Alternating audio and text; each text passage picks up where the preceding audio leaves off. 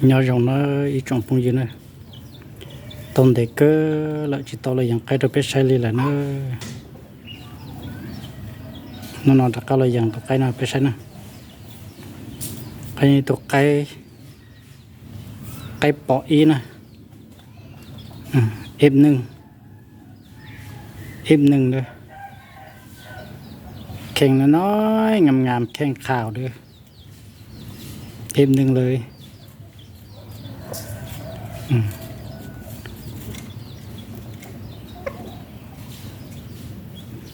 ยังประทายคนงามเถื่อด้วย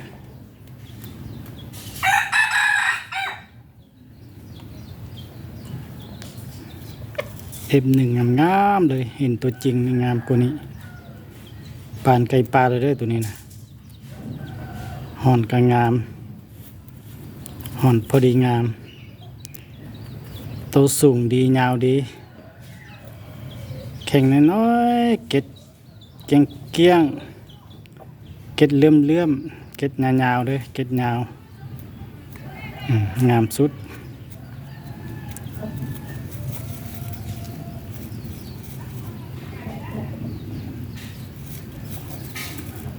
ยังบ่ห่าวเพราะว่าช่วงนี้มันขี้ลายมันท้ายคนขี้ลาย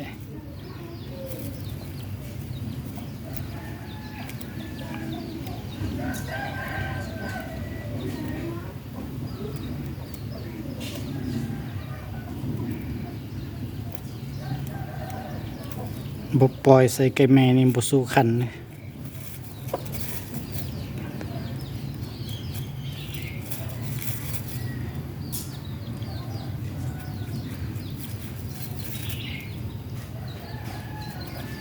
มื้อนี้วันที่เท่าใดแล้วเนาะวันที่4ว่าวันที่5ลืมละ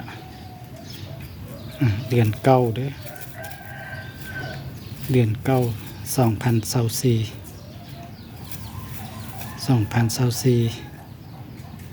เดือนเก้าสาย F1 เด้อ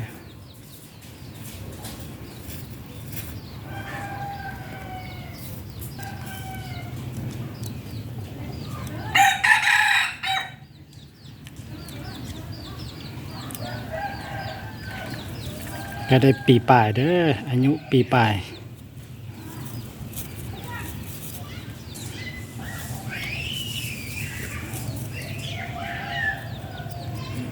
นึกจังจิตต่อเฮาเจเท่านั้นสักกัวนะกัวเท่านั้นจิสักกัวยันจะกัวนะ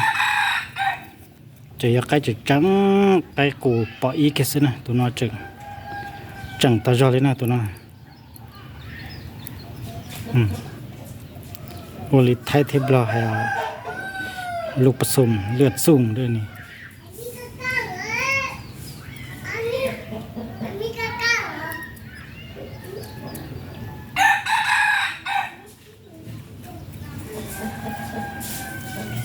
แข่งนี่ปานไก่ปลาเลยได้แข่งนะหน้าตาปานไก่ปลาเลยต่างแต่ว่าสีสาซื่อแข่งน้อยๆเกียงกลม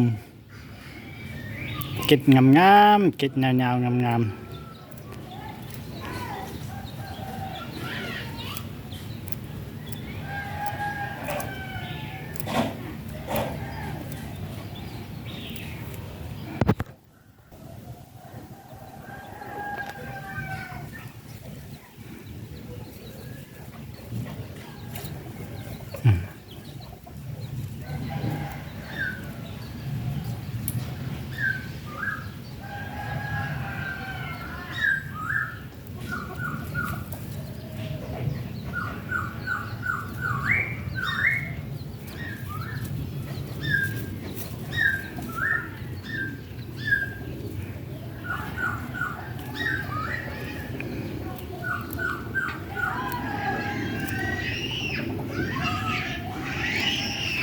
ธรรมดาห่อนพับไป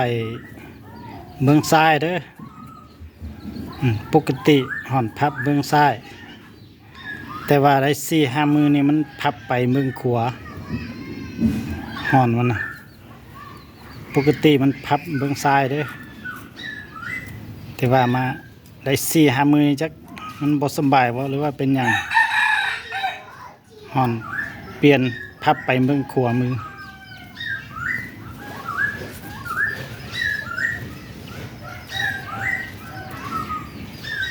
ยันมันบ่สบายเพราะว่ารู้สึกว่าห่อนน้อยลงน้อยหนึงรู้สึกว่าไก่ตัวนี้มื้อนี้ห่อนมันน้อยลงน้อยหนึงห่อนพับไปเบื้องขวามือมื้อนี้ปกติห่อนใหญ่แล้วมันพับไปเบื้องซ้าย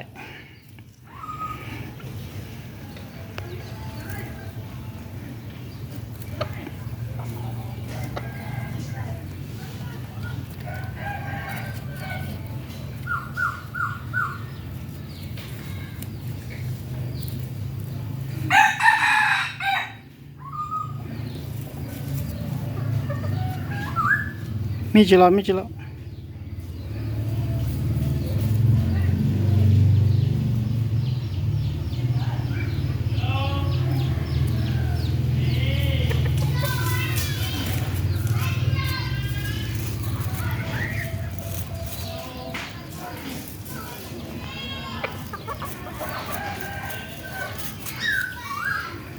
ตกไก่นะครับปกติมาเนี่ยอีกเก่าจะพันเราสินะอาจจะสิตื้ออยู่ๆเราเลยมอเตตูนเทเท่าจะเนี่ยเป่าเก่าหมู่พัสสีเถอะจิตุนอนหุ่นนอนมาเนี่ยเก่าจะพัสสีเลยนะอีเตชายเนี่ยชิสบายแล้วลิจ้ะหูเสือแต่เนี่ยลูกอียอมแม่จอเจเนี่ยอีจะได้เป่าวอมพัสสีแม่แต่สิติเตียนเนี่ยอีวอพันเรานะ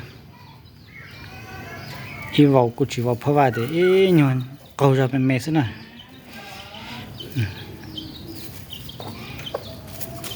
ตัวน้อยจะตัวล็อกไก่น้ำอีแก่นะไก่สะน้ำอีลุงก็จะปล่อยนะก็ปอกเกตัวไก่ปอกเกตัวจริงลุงก็ชักเขาก็ปอกนั่นนะอีนจะมัวจะอยากให้กูดูลูกากระเตยอยากให้กูดูลูนะไก่กูตาลุงกระเตยตื้อลุงจีชมบอกตัวน้อยนะตัวน้องมากระเตยลุงก็ติเตี้ยลูไทยน้องลุงแต่สิก็ตัวเกใช้มาโอ้กระเตยแม่ไอ้กระเตยแม่ฮะปลายเจที่จำปลายเนินได้เนี่ยดูลูจิ้มหลักนะ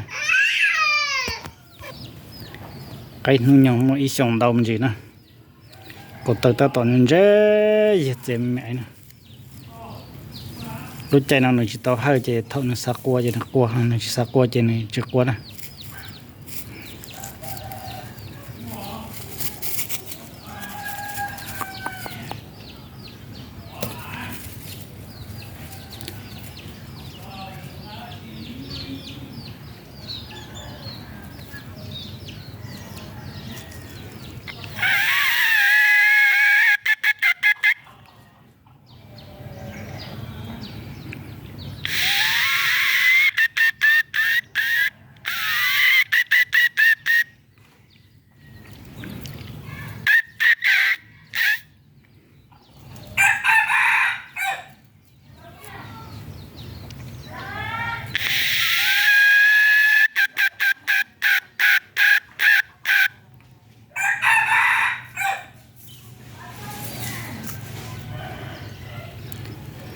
จะกลัวต่อยไก่น้ำอ้อนะใช่ไก่เลี้ยไก่ดาดนะ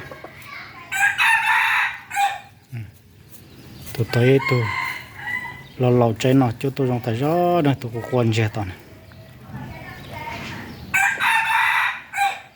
ไก่เหล่าไก่อ้อชงนะตัวตอนนะชงน้อยจะอ้อชงนะ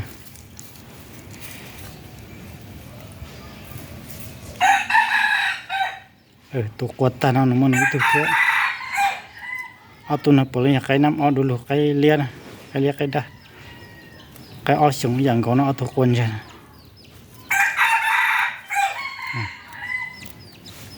เสาดูตานะรู้ใจนะเสาจะได้ดูตาต่อปีตัวเปล่าเลี้ยเราดีนะ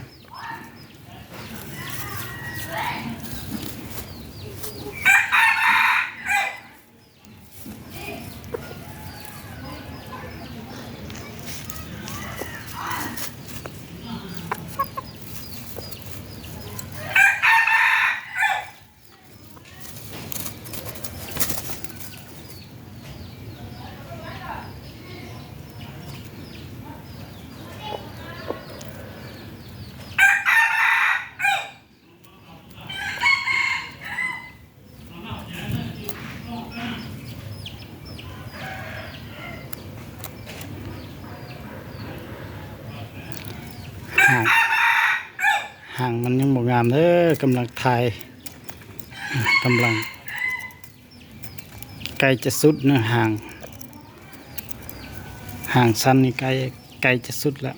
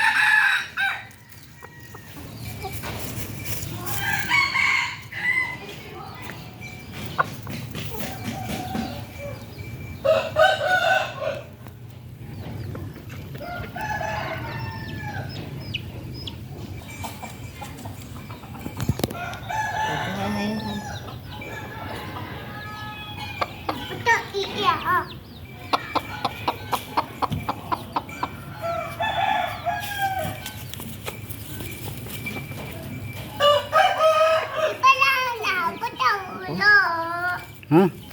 nó có chờ rồi